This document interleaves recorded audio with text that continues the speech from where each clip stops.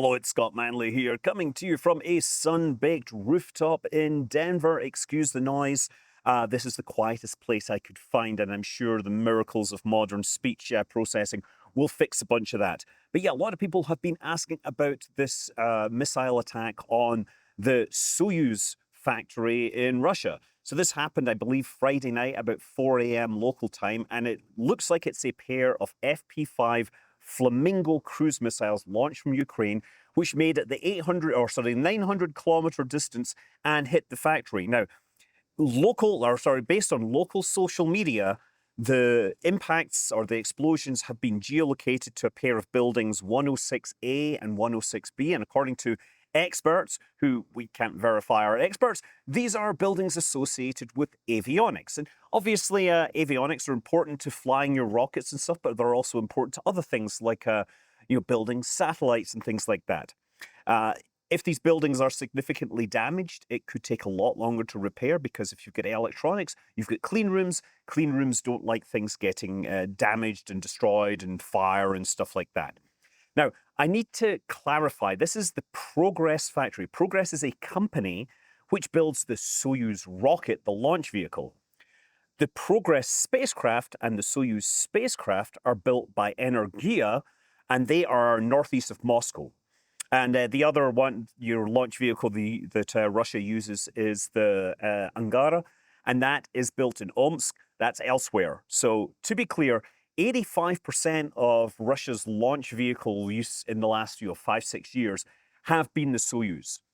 While it is essential to get to the International Space Station for the Progress cargo ferry and the Soyuz crew launch vehicle, it's also being used a lot for things like the Rasvet, which is Russia's version of Starlink that they're trying to build out. And, I could see that strategically it would make a lot of sense for Ukraine to specifically target this capability since Russia's locked out of Starlink in theory.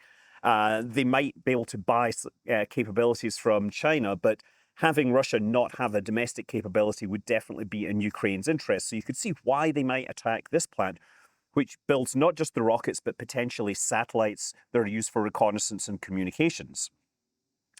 So the missile itself, it's called an FP-5 Flamingo. And apparently the Flamingo name comes from early prototypes. Some say by accident, some say by intent. They were pink. And that definitely helped when you're flying a prototype and you want to see where it is and locate it afterwards.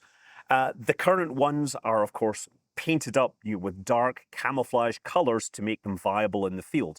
They are launched from a road towable trailer.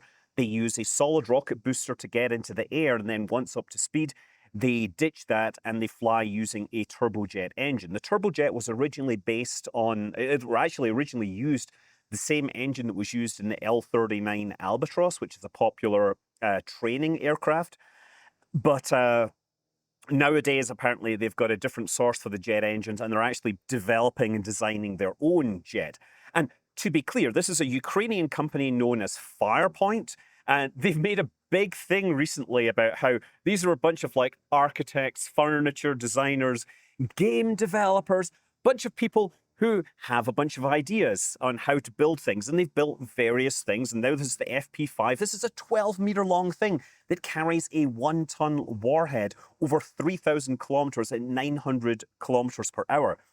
The control systems are apparently derived from Pilot, right? Arduino-based drone navigation. They can use GPS, GNSS, various stuff like that, but they can also use, dead reckoning, INS, surface tracking features. It's designed to fly low, stay below the radar, fly down valleys. And while this was a 900-kilometer distance to the target as the crow flies, it almost certainly flew a lot more circuitous route to avoid potential air defenses.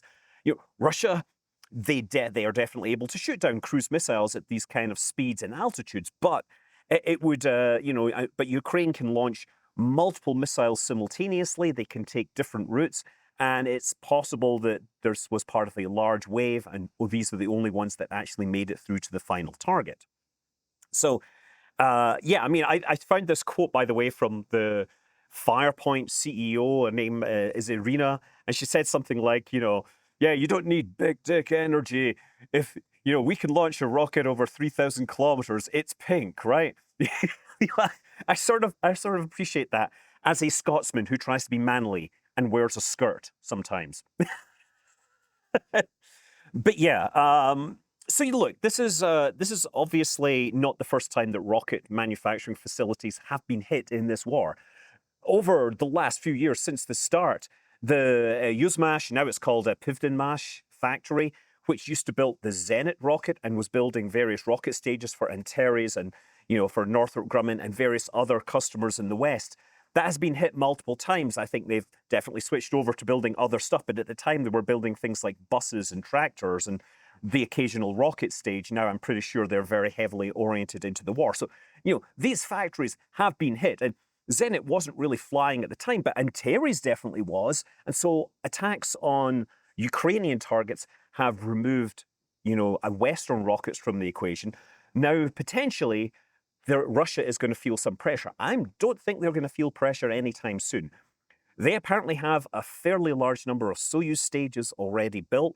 A number of ones which are going to be used have already been shipped out to Baikonur.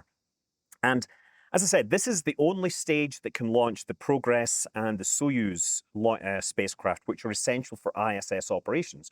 Things like the Rassvet satellites, which are, again, Russia's Starlink, the Cosmos satellites, which are military satellites, those can all switch over to other rockets, such as the Angara. It remains to be seen. I suspect that none of the completed Soyuz have been hit by this. I think this is an assembly area that is going to be offline for a while. I don't think the major manufacturing for the hardware has been hit by this as well, so I don't think that we're going to see the effects anytime soon. They've got a fairly large stock to work from. And of course, Russia isn't going to say anything about this anytime soon. In fact, it might be in their interest to continue prioritizing Progress and Soyuz so that they don't have to report to NASA, who is a Western customer who might be interested in details like this. Also, of course, Russia has publicly said that, posting any social media links that give any idea of the effects or the damage of this is, of course, against the law. So we are working in a very information-poor world. But suffice to say, the factory has been hit. It's probably not going to affect the short-term use of Soyuz. It might not even affect the long-term use. But we'll be paying attention to this story going forwards. I'm Scott Manley. Fly safe.